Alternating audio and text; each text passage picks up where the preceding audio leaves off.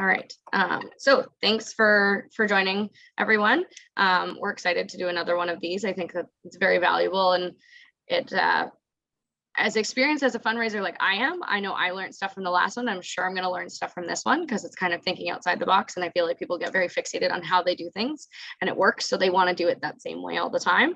So this is a good opportunity to kind of step outside the box and think of some ideas that maybe you haven't thought of before, but also giving us an opportunity to hear from our top pledge earners that have been experienced for a while, that can, give us their expertise and how they kind of do it each and every year.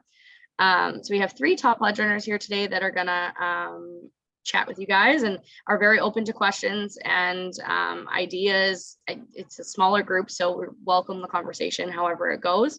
We do have kind of some rounds that are going to prompt conversation to kind of guide the conversation. That being said, if it goes off topic, that's completely fine. We want this to be beneficial for everyone that's here.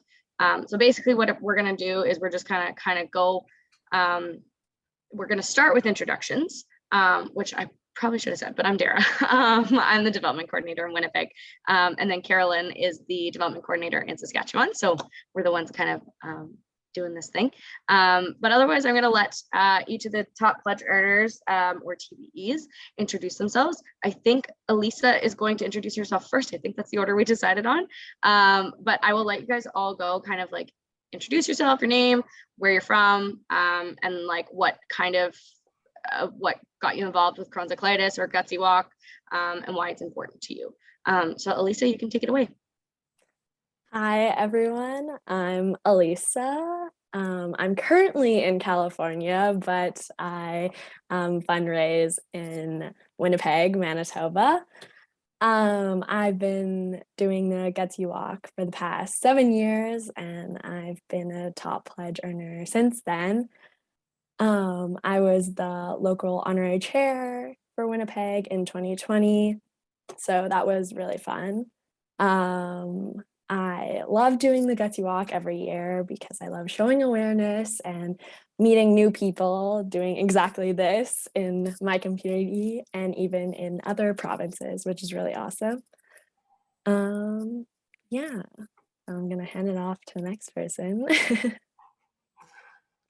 All right, I can go next. Hi everyone, my name's Max Thomas. I'm born and raised in Regina, Saskatchewan, and I've been a part of the Gutsy Walk for 3 years now and had some good success, especially in the first year before COVID, but even in the COVID years was good too. And the event's so important to me because personally I manage life with Crohn's, so every donation received helps us get closer to finding a cure and finding better medicine and that sort of thing. Yeah, I'll pass it on to Kyle now. Everyone, my name is Kyle Brown. I'm located in Winnipeg, so I'm part of the Winnipeg chapter of Crohn's and Colitis Canada. Been involved with the Gutsy Walk for quite some time, close to 10 years. I actually started when I was living in Saskatoon, Saskatchewan. Got involved at that point, and I've been a top pledge earner for the couple of years I was there, except I think for the first year. And then after that, when I moved back to Winnipeg, have been there as well. So I was the honorary chair with my oldest kid, Nathaniel, last year for Manitoba, which was a great experience. I myself have had Crohn's disease for about 25 years. So it's been a really long time, and my kids have gotten really involved as well on our family team. And they've done lots of things as well to raise money for awareness and to raise money for a cure for this terrible disease. So it's great to be a part of this, and it's also exciting to hopefully have an in-person event coming up this year after a couple of years of being stuck at home with our virtual event. So glad to share some of the tips that I've learned through the years with fundraising. Awesome. Thanks for joining us, you guys.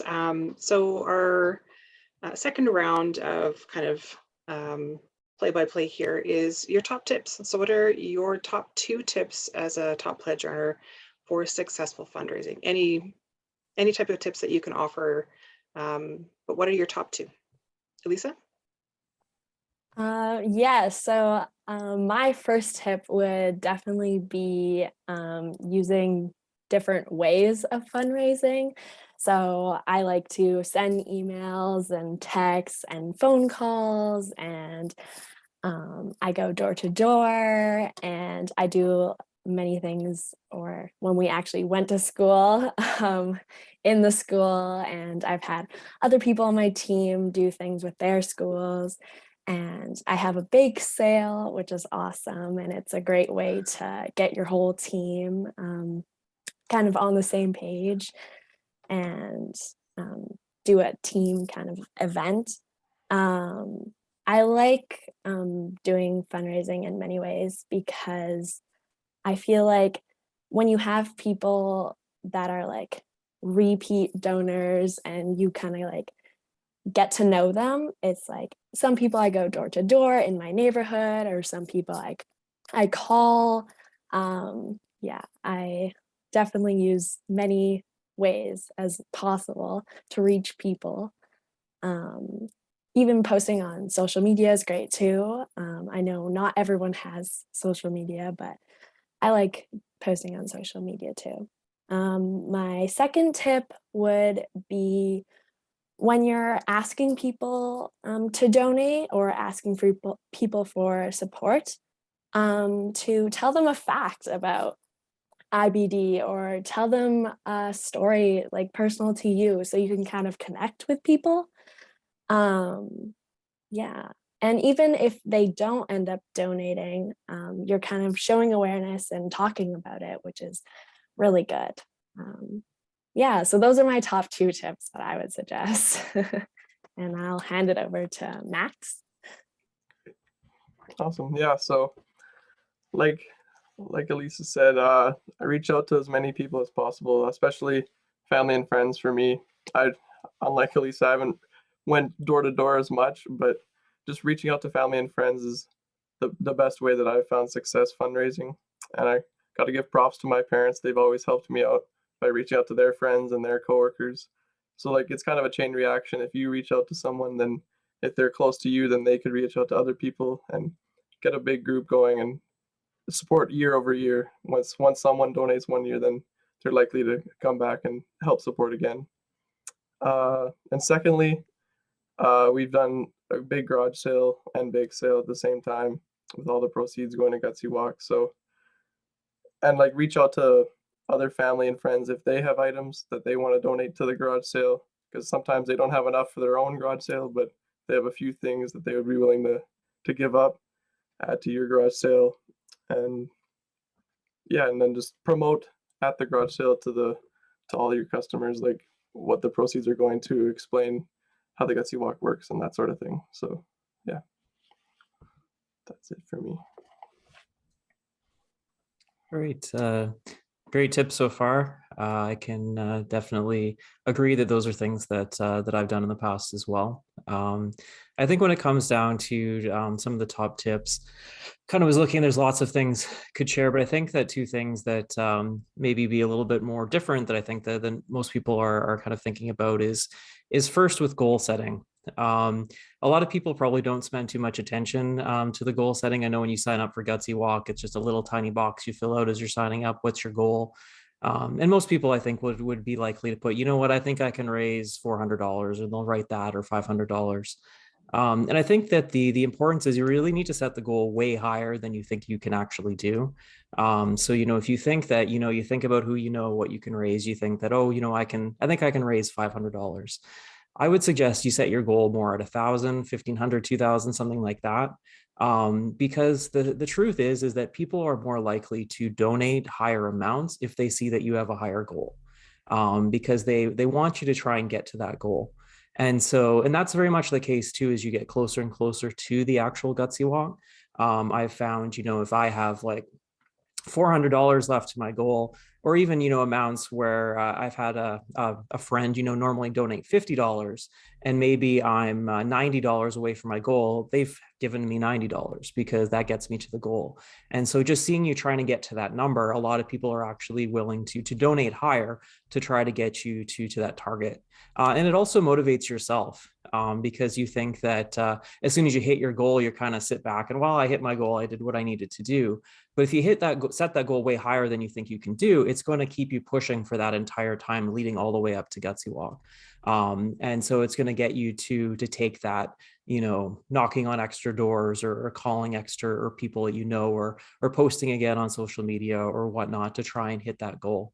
And even if you do hit the goal and you hit the goal early, sometimes I will actually increase my goal later on, and that is something you can do. And I'm very transparent. I don't try to hide that, oh, actually my goal was this. I say that, hey, my goal was $2,000. Thanks to all the generosity. I've hit that goal. It's been great. Thank you so much for your support. Let's see if we can do an extra 1,000. Let's bump it up from 2,000 to 3,000 for those same reasons that it motivates the donors to give more than they normally would do, to see if they can give you an all-time record. And that's something too I've pushed and say, last year I raised, or the highest I've ever raised is this amount. Let's see if we can beat it. Let's everyone see if we can beat that total.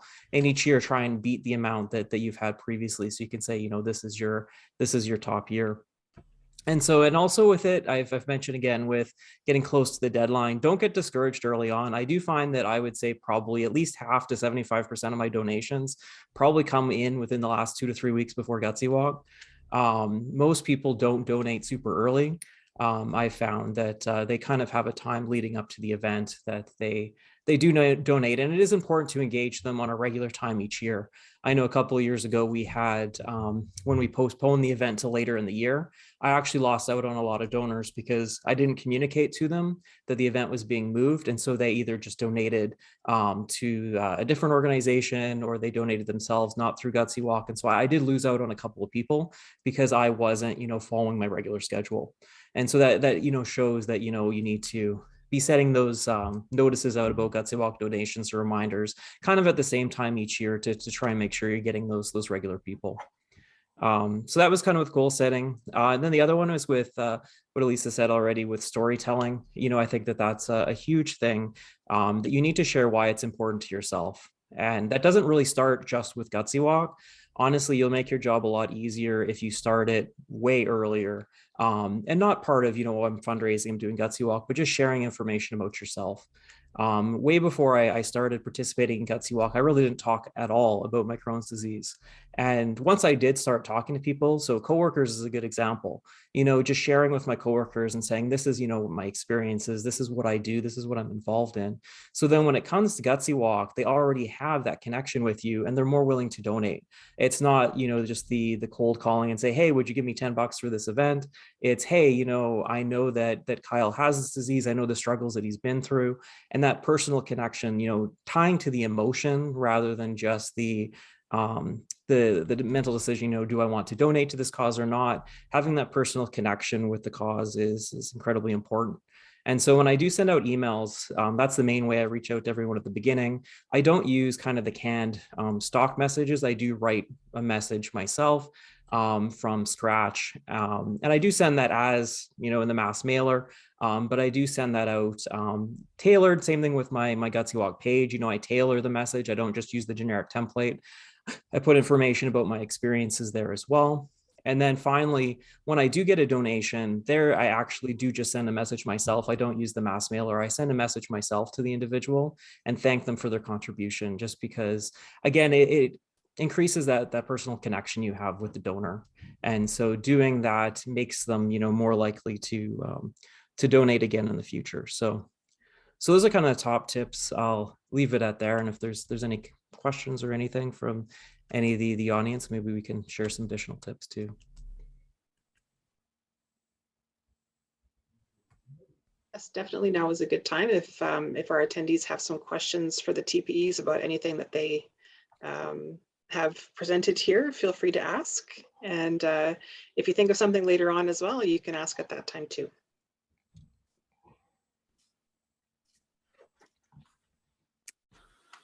Kyle, I'm just wondering then, so when you're talking about the email in the Gutsy Walk, so you actually take out everything they wrote and then just kind of write your own thing in there, the whole thing? Is that what you do?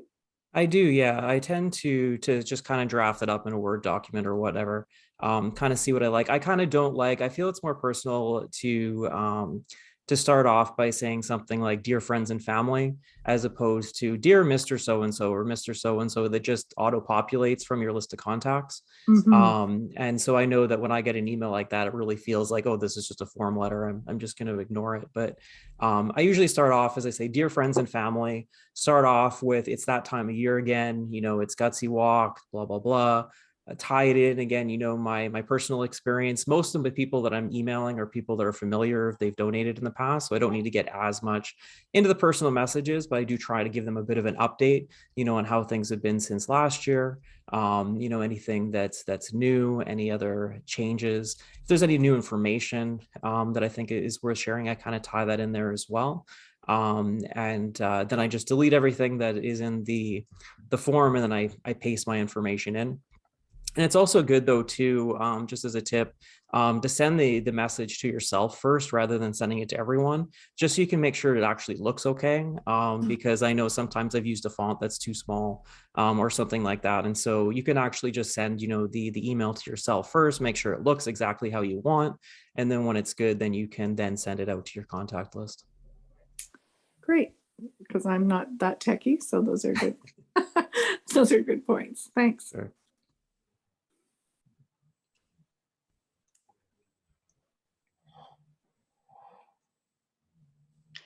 I had a question for Elisa and Max while we're on this topic about things like garage sales and bake sales. So how far in advance do you start telling people that you're going to be doing these activities, and how long do you give yourself to prepare for them?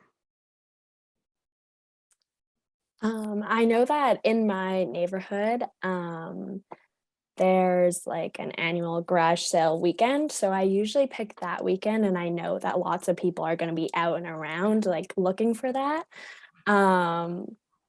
But yeah, no, I would say that we at least plan like 2 weeks before for sure. Especially when we have a bake sale and we're like everyone's baking things and stuff like that. Yeah, no, I really enjoy doing those ones.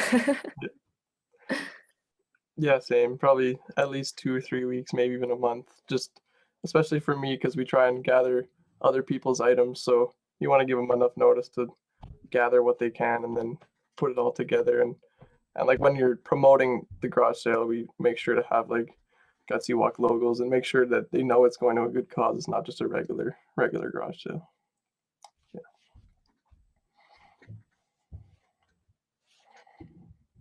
Awesome. Any other questions for right now? There's always that pause while we wait for people to unmute. I guess we can go on, Dare, to the next round. Cool. Yeah, those are some great ideas. I never thought of doing a garage sale as a fundraiser, but that's a really cool idea. So maybe next year, we'll see. Okay, so the next round that we're gonna do is kind of around fear of asking or fear of rejection. So I'm kind of curious, do you guys have, like, sometimes there's fear associated with being rejected and being told no, or just the fear of asking. Have you guys experienced that? And is it something that you guys have struggled with? And if so, what are kind of your strategies to get around it or get in front of it to not allow it to like stop you? So I guess, Elisa, if you want to start us off, that'd be great. I would definitely say that in the beginning of doing the Gutsy Walk and asking people for donations and their support, I was totally nervous, like unbelievably nervous. I feel like as I've been doing it over the years, I've gotten better, but always at the beginning of the season, I'm like, sit myself down and I kind of like calm myself, and I just sort of ask myself, like, what's the worst thing that's going to happen? Someone says like, oh no, politely, and then you just say like, thank you, have a nice day, or like depends how you're reaching out to them. I know like phoning people for me is like, I don't know, the one that I would not normally do. It definitely gets me the most nervous. So yeah, definitely that one's out of my comfort zone, but I'm kind of pushing myself more to do almost like a mini goal per week, I say. On the weekend, I try to call like 2 new people every weekend. So yeah. I'll hand it off to the next person. Yeah, so same with Elisa. I mean, starting out it's nerve-wracking at times, but I haven't struggled with it too much just because like she said, like worst thing that can happen, they say no, you move on to the next person. But in most cases, even if they don't want to donate a huge amount, they'll give you a small portion and those add up too. So like don't be discouraged if they just give you $5, $10. Everything adds up to your ultimate goal. So yeah, I mean, it's just about understanding that there's a bunch of people you can reach out to and don't get discouraged when 1 or 2 people say no. And yeah, I mean, yeah, that's about it. I haven't struggled with it too much, but also I haven't done many phone calls, so that probably is scary. But yeah, email and text is easy to send them out and follow up maybe once. But yeah, I don't follow up too much because I don't want to feel like I'm pestering them to donate. But 1 or 2 follow-ups is not bad either, I would say. Sure. I mean, fear of asking rejection is always a challenging aspect. I mean, unless you're super extroverted and just sharing with everybody and bouncing around, I know there's going to probably be some challenges, but I think it comes back. I mean, I still deal with that as well. I mean, my worst thing that I hate doing is, sitting at the mall, for example, just asking people for donations as they walk by, because the rejection rate is going to be incredibly high compared to the people that actually donate. And so really, again, it comes back to what I said before about that personal connection. And so again, if you're planting the seeds earlier in the year, and just kind of sharing information about yourself, about the event, way in front of the event, you're kind of laying that foundation so that people are more likely to donate to you when you actually talk to them about a donation. And so it's not just kind of an out of the blue type of thing, that they're like, oh, what's that about? And you kind of go, it's kind of appealing to the emotional side as opposed to the just, catching them off guard. And so that helps a lot as well. I know, obviously not everyone has kids, but getting your kids involved. I know getting my kids early on as well was really great because they are, for the most part, far less hesitant to go up and ask people for money than I am. And so particularly my youngest is talking to everyone before they even get to her. So it's something that by getting them involved, they actually, a lot of people will actually stop and listen. And so I think that's helpful as well. And even in your workplace, again, sharing information about it, about your disease with people ahead of time can make it easier than just sending out an email to all your coworkers and hoping that they donate, or putting something up in the lunchroom. I mean, those are great strategies, but if they don't know you and they don't have that connection, then they're just not going to do it. And so it's thinking ahead of the time and not just doing it. I think if you're leaving it just up to cold calling people or walking up to strangers, I think you're definitely going to have a big challenge trying to get to that top pledge earner status or higher. You're gonna have challenges if you're just leaving it with people that you don't know. So, and then I guess maybe last thing, sorry, I keep going on, but is also leverage other people's networks. And so, you can have a connection with somebody else that maybe knows a whole lot of people, and those are all strangers to you, but you have that mutual connection. And so if you have somebody that is a really good friend of yours, you can actually help. They can actually help, with the fundraising, as well as they can share information about you and say, hey, you know what, my friend Kyle, I've known him since we were in school together. He has Crohn's disease. It would be great, if you could maybe throw up a couple of bucks to help his cause. This is what he's doing. And just, get people out there advocating for you as well, to try and raise that money and utilize their networks as well. I know my parents too, every time I'm donating, my mom and dad will start to go and talk to people that they know, and just kind of say, hey, my son's doing this, would you be interested? And they kind of direct them. It's all funneling it back to, to my fundraising page. So again, people that I'm not directly talking to, but people that are still contributing to the cause and to my fundraising efforts. Thanks. Those were great. Kyle, don't apologize. Like you're giving gold here. It's fantastic. You all are. It's amazing. I was actually going to add something, because I think when you talk about like expanding your network, like one of my strategies is when I post on social media, the first thing I ask people to do is donate. The second thing I ask them to do is share my post to their network. So or share a post of mine.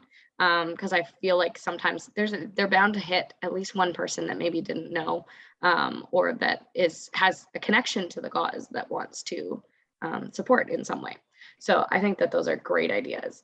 I don't know if any of the participants have any questions, or any of the other TPs, if you guys have questions about what each other said about kind of fear of rejection, or fear of asking, or fear of anything surrounding fundraising. I don't know. It's a sticky topic.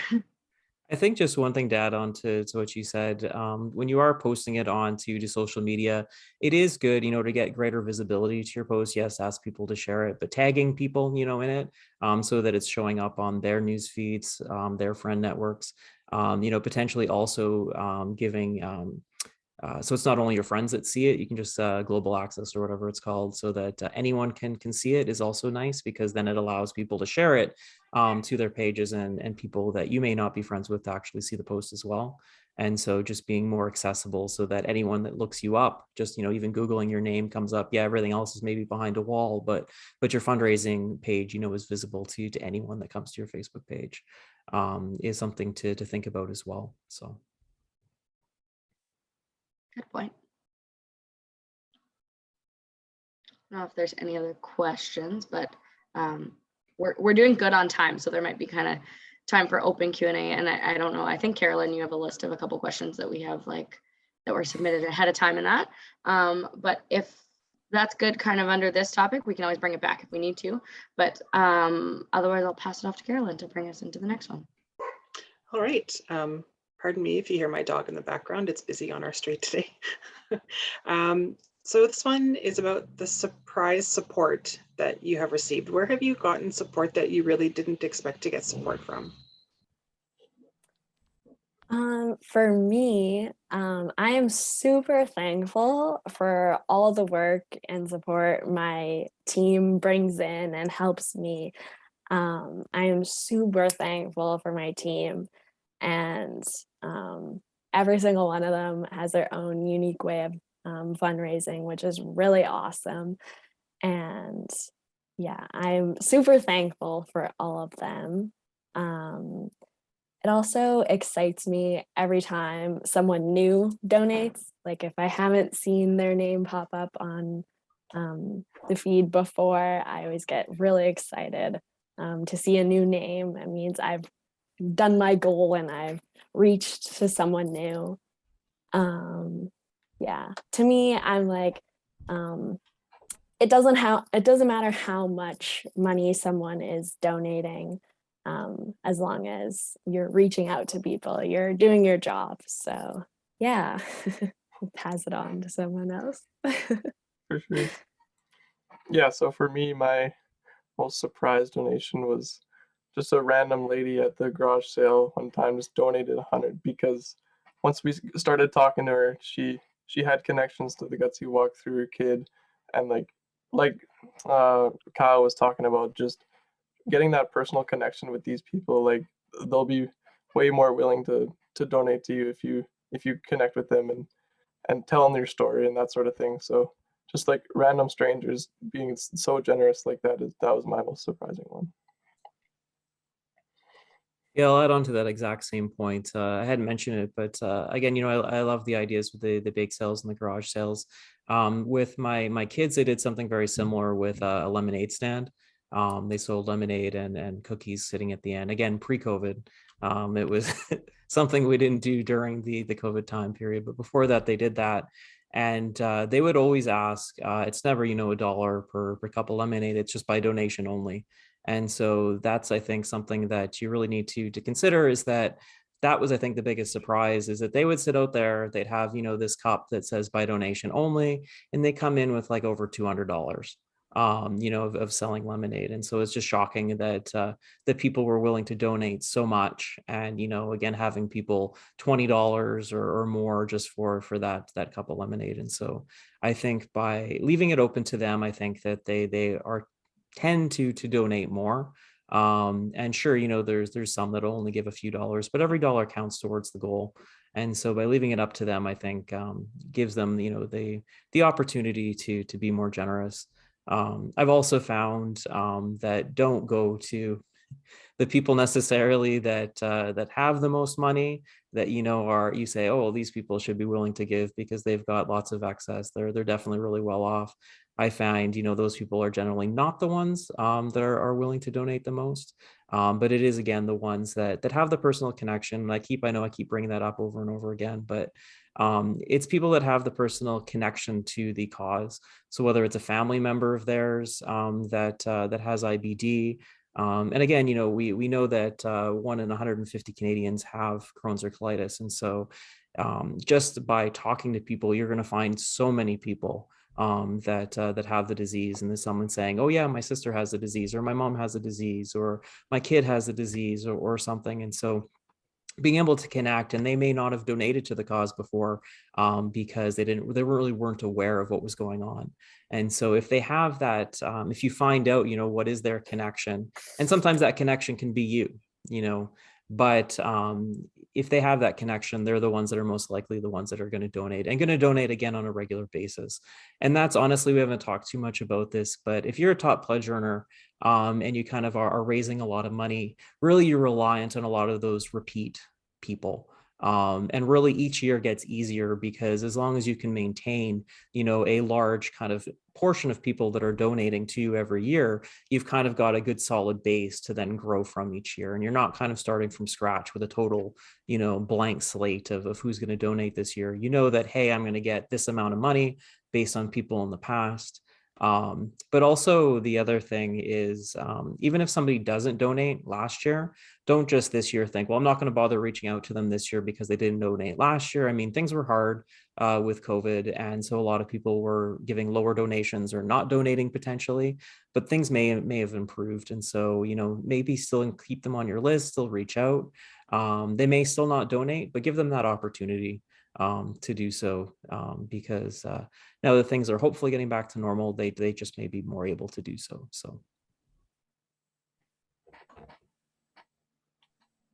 Awesome. And we'll open it up if there's any questions from our attendees about surprise support or anything else that we've been talking about today.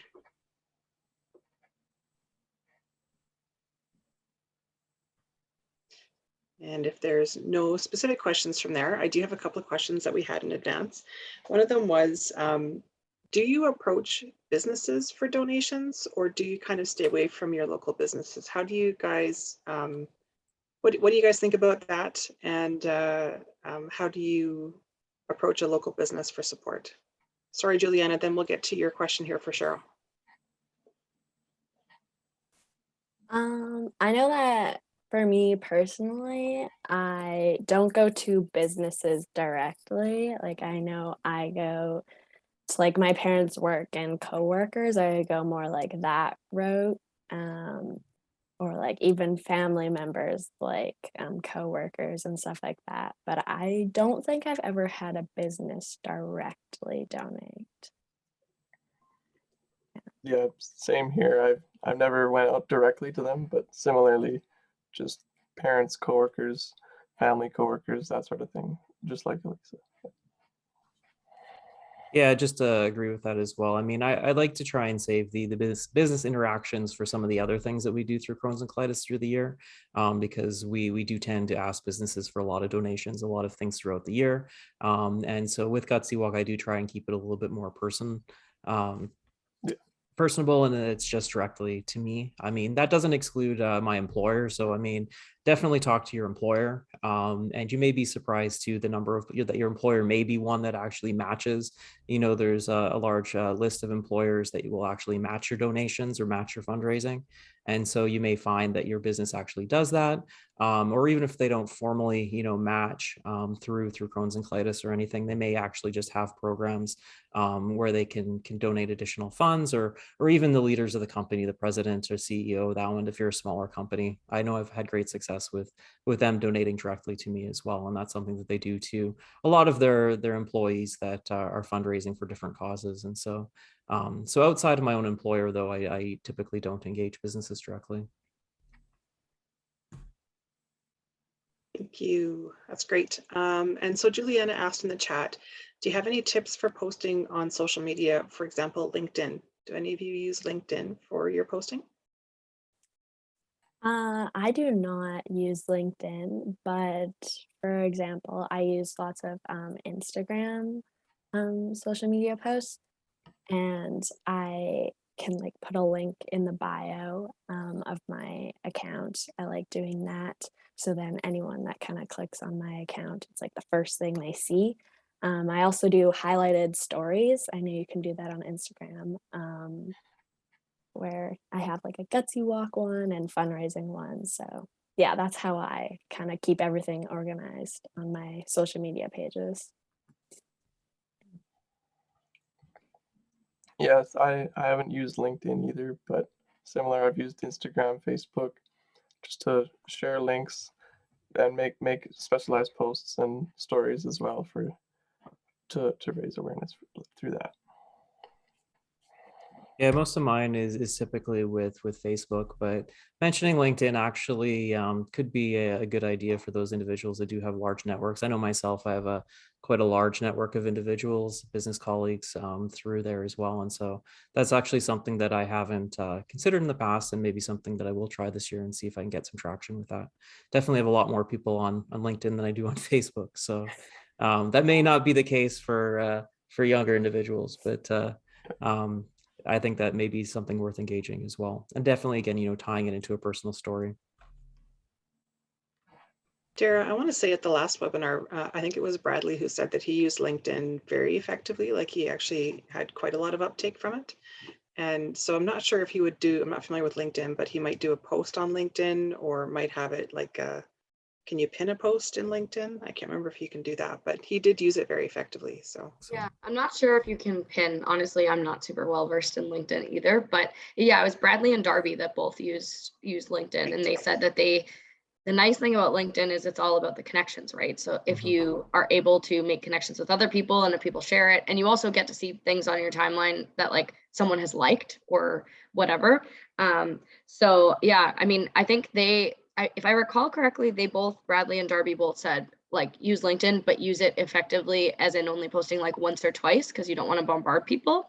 But if they said like definitely if you're more posting business stuff on LinkedIn, then start it and say like this is a personal post, and then share your story kind of thing, because a lot of times on LinkedIn you probably wouldn't be posting consistently about your struggles with IBD, but it is an opportunity to kind of get it out there for a good cause, right? When it's around Gutsy Walk or around a fundraiser of that type.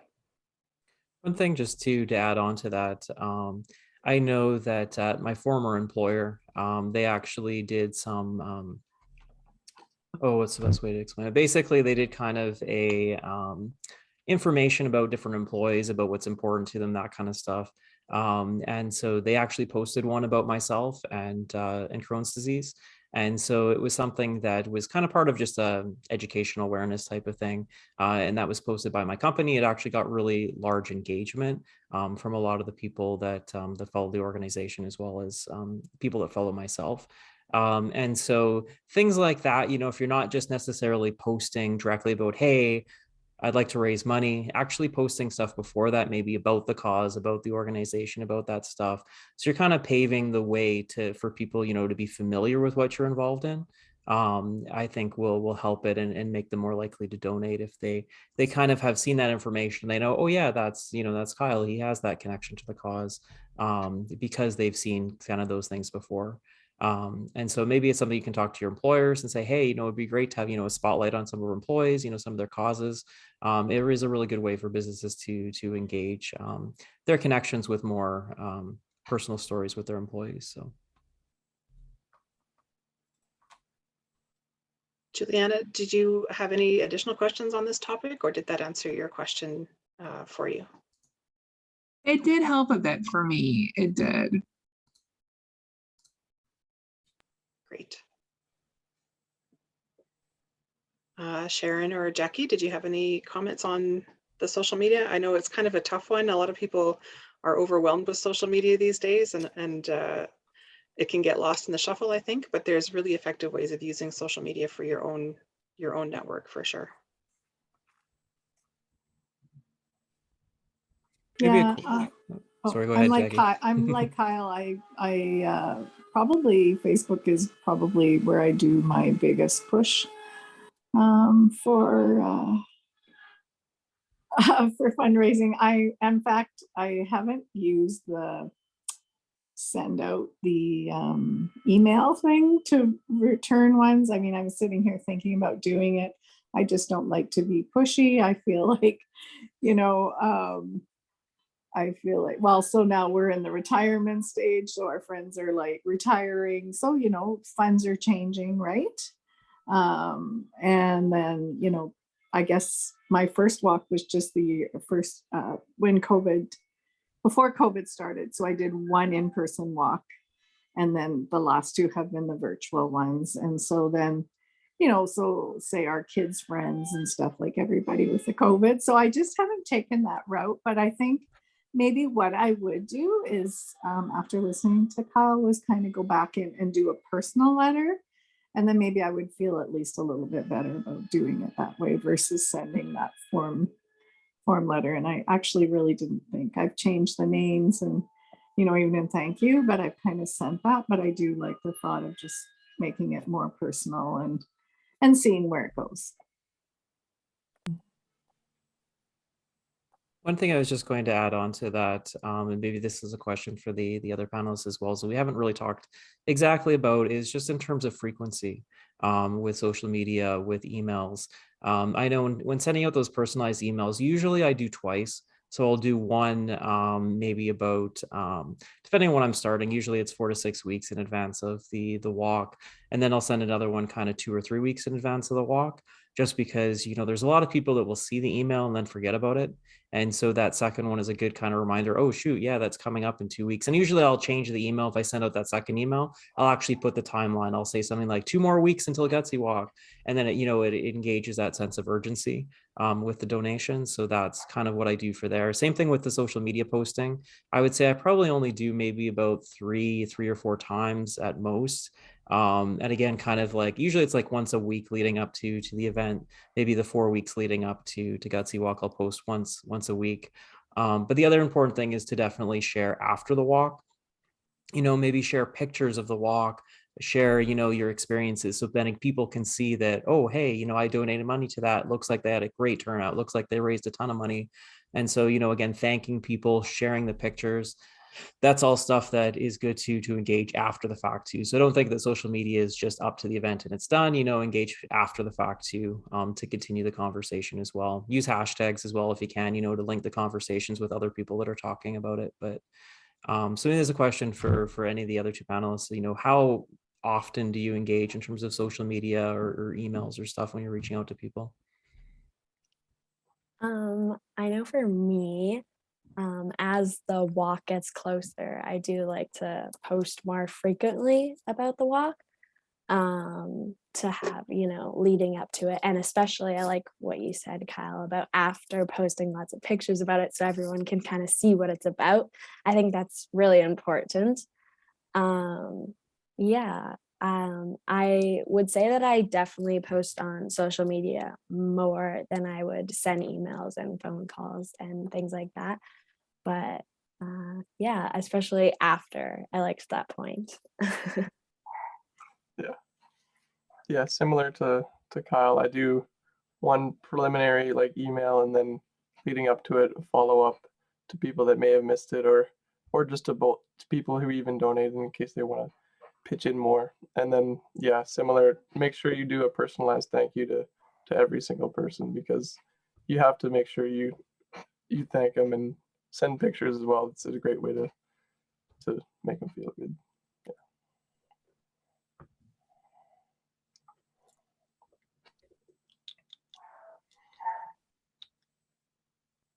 Okay, I have another question here, and it is also related to do with social media, I guess, or a social media heavy culture right now.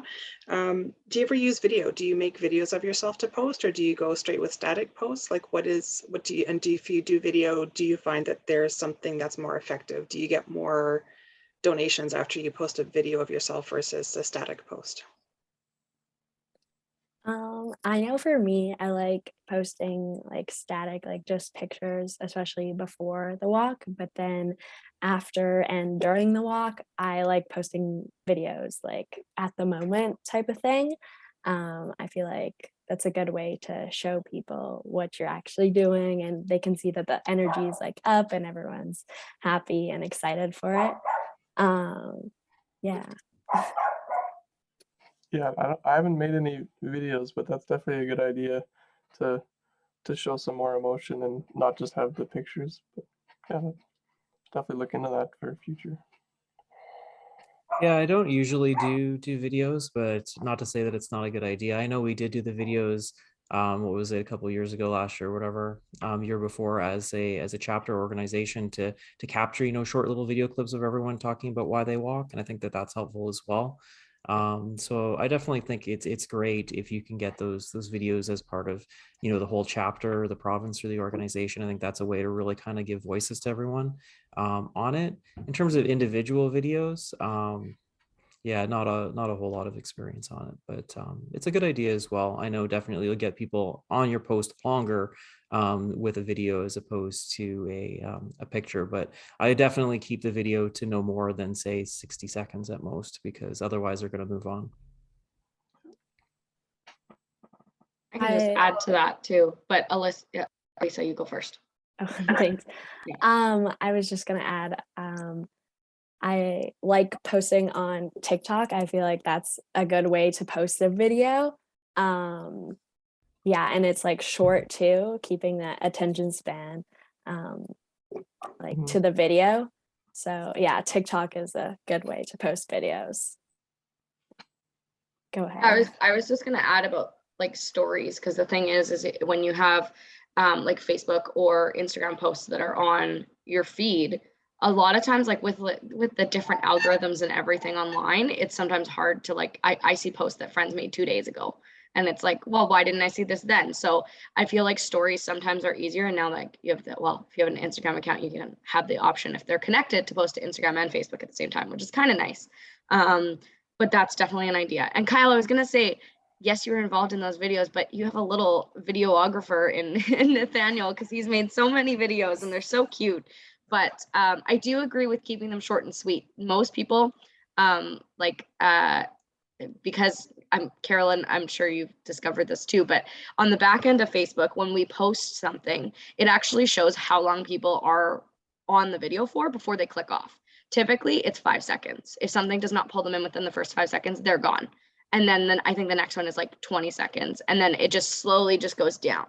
So unless they have like a reason to be on the video, or like a vested interest in who's in the video or whatever it is, short and sweet is good. And like Elisa said, like high energy and like exciting videos, right? You want to watch those and kind of be a part of them. But I think it's a good way to showcase it too for people that maybe aren't there as well. So. Yeah, no, the videos are good. I know with my kids, I mean, definitely they can say whole lot more in a video than they will in a post. And so, you know, just a quick video of their message is helpful as well. And so I've definitely done that as too.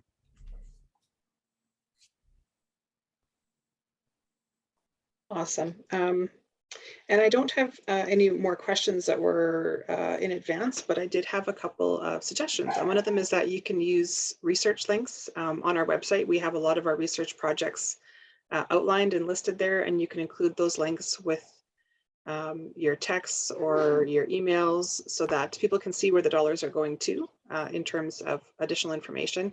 So that's one thing that you can add to your emails as well. And if you want, any of those links are on the website, crohnsandcolitis.ca, under the research section. You can find lots of great detail there. And I guess that's all that I had on my list here. I guess the last thing that I did is, do you guys actually put your link to donate in your text when you text somebody? or only in your emails? Do you put it in your phone text conversations as well?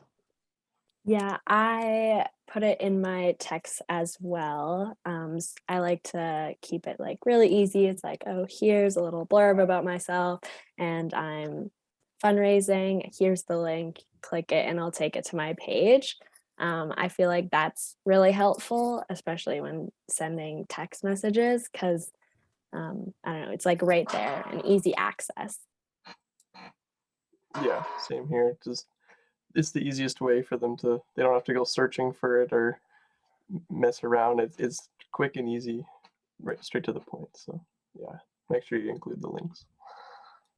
Yeah, the other thing is it's a little bit more technical, but when you're actually on your webpage, you can actually personalize your donation link. So that rather than having a huge long string of characters, I mean, the first part is still pretty long, but rather than having another string of numbers and letters that's 30 odd characters long, you can actually change that to, I usually change it just to my name. And so then at least when people see the link, they can see, you know, your name in the link, or they see whatever, and it's maybe doesn't look quite as suspicious as a big huge link. So you can do that just if you go to edit your information on your Gutsy Walk page.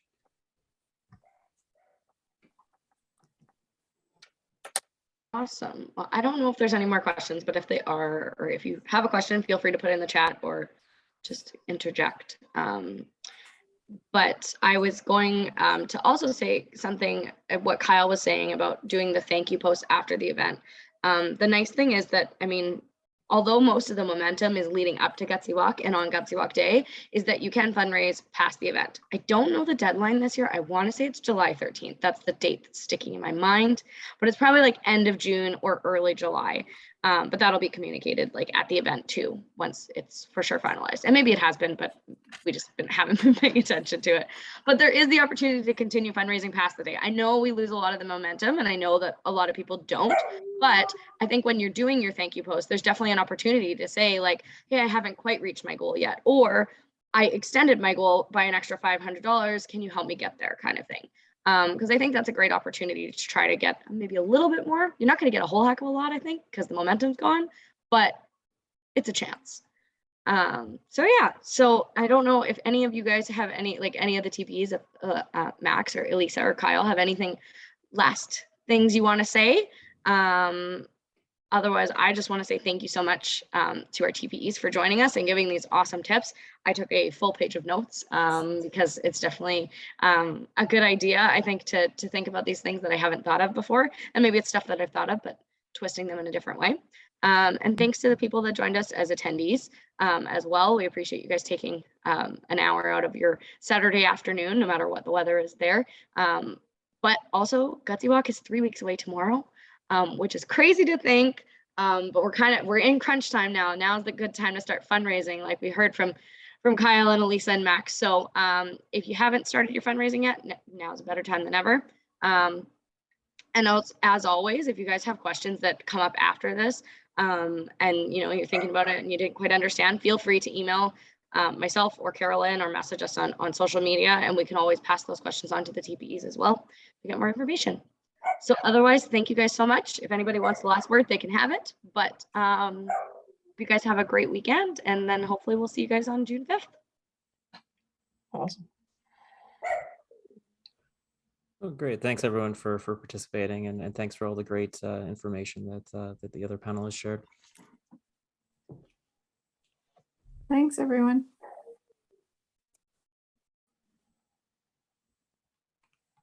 All right. Well, everyone have a great weekend, and see you soon. Awesome. See ya. Thanks so much, you guys. Bye. Bye.